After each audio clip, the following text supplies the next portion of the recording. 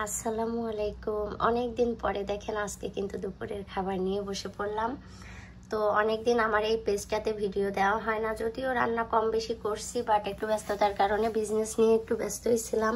আর রোজার মাসে তো আমি ভিডিও কখনোই ছাড়ি না, এই জন্য ভাবলাম যে আজকে একটু ভিডিওটা বানাই। তো আজকে দেখেন দুপুরে আমি কি কি রান্না করেছি, চলেন দেখে নেওয়া যাক। তো এটা হচ্ছে গরুর মাংস, এই যে একদম মানে নতুন আলু, আস্ত আলু দিয়ে কিন্তু আমি রান্না করেছি, একটা আলু কাটিনি। তো এখানে গরুর মাংস, আর এটা হচ্ছে অল্প পুঁইশাক ছিল। তো পুঁইশাকে কিছু চিংড়ি মাছ ছোট ছোট করে কেটে পুঁইশাক চচ্চড়ি মতো করেছি। এটা হচ্ছে পুঁইশাকের যে ডাটা ছিল, ডাটাটা কিন্তু একটু শক্ত ছিল, তো শক্ত ডাটা দিয়ে এই যে আমি ডাল ভুনা করেছি, একদম মসুরের ডাল। এটা কিন্তু খেতে দারুণ লাগে। আর এখানে হচ্ছে সালাদ, আর এখানে হচ্ছে বেগুন ভাজি। তো এই হচ্ছে আজকে আমার দুপুরের খাবার। আর এখানে আমি ভাত নিয়ে নিয়েছি। তো প্রথমে আমি হাত দিয়েই বেগুন ভাজি নিয়ে নিচ্ছি। এটা হচ্ছে মানে সব থেকে দামি যে বেগুনটা থাকে, এটা $2.5 $3 করে পাউন্ড থাকে। তো আমি ওই বেগুনটাই ভাজির জন্য নিয়ে আসি, একদম ছোট বেবি বেগুন বলে এটা। তো এই বেগুনটা ভাজির জন্য কিন্তু খুবই ভালো হয়। তো বিসমিল্লাহ বলে আমি খাই, বিসমিল্লাহ।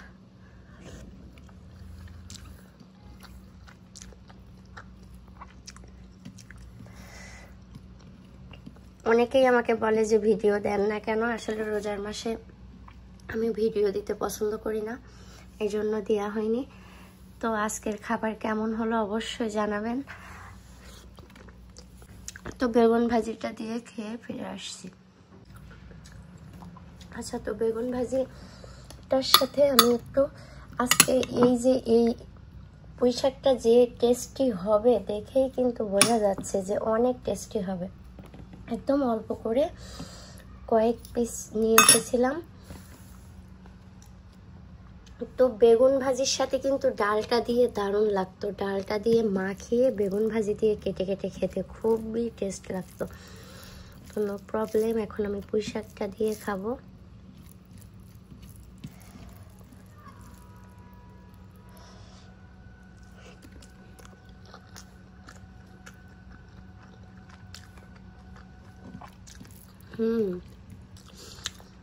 পুঁইশাক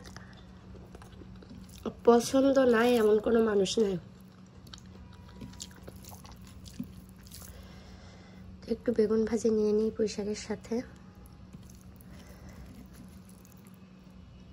এই যে ছোট ছোট টুকরা করে বড় চিংড়িটাই কেটে দিয়েছিলাম, যেটা আমি ভুনা বানাই। মনে হচ্ছে যে ভিডিও করার সিস্টেমটাই আমি ভুলে গিয়েছি, কিভাবে অনেকদিন পরে আসছি তো এই জন্য। তো আমি এখন গরু মাংস নিব, আর গরু মাংসের সাথে এগুলা তো আমার কাছে খুবই ভালো লাগে। তো এই যে এখানে নিয়ে নিলাম, সাথে 2 পিস আলু নিয়ে নিব, একদম ছোট আলু, খুবই টেস্টি লাগবে আই থিঙ্ক।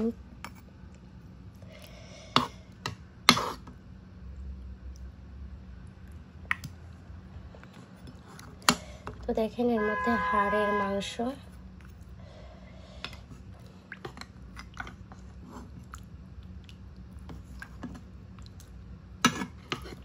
তো আমি সবসময় গরুর হচ্ছে ঘাড়ের মাংস নিয়ে আসি, আর রানের মাংসটা মিক্সড করি জাস্ট এটার সাথে। তো এই যে সালাদও নিয়ে নিয়েছি, এখন আমি এই যে মাংসটা দিয়ে খাবো। পুঁইশাক থেকে গেছে।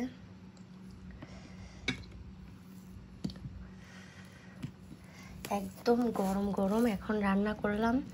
আমার বাচ্চা দুইটাকে কোচিংয়ে দিয়ে এসে বাজার করলাম, করে তারপরে কিন্তু রান্নাটা করলাম। তো দেখা যাক, আলুটা আসলে গরম তো প্রচুর, দেখেন আলুটা কি সুন্দর গলে গিয়েছে। তো আমি এখন মাংসটা আগে এটা দিয়েই খাই, কারণ মাংস প্রচুর গরম।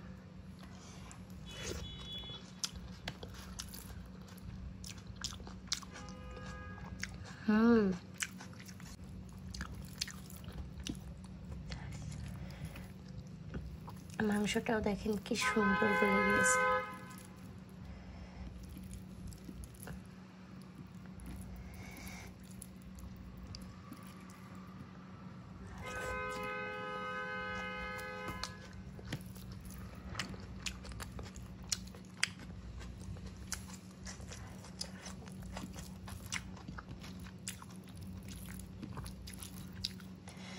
তো কার কার ক্যালসিয়াম পছন্দ?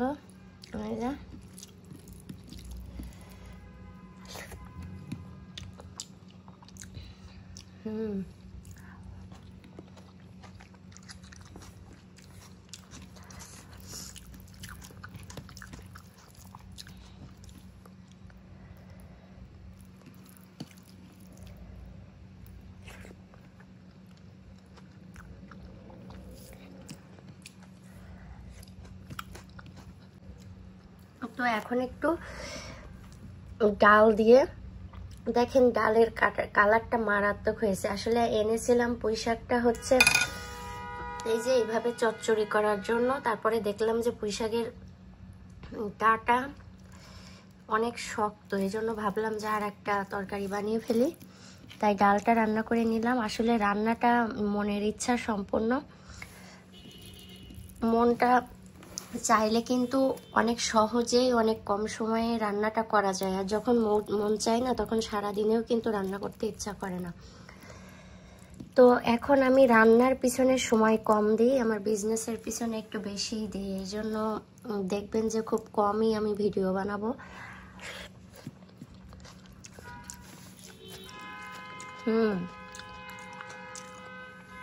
ডালটাও অনেক মজা হয়েছে।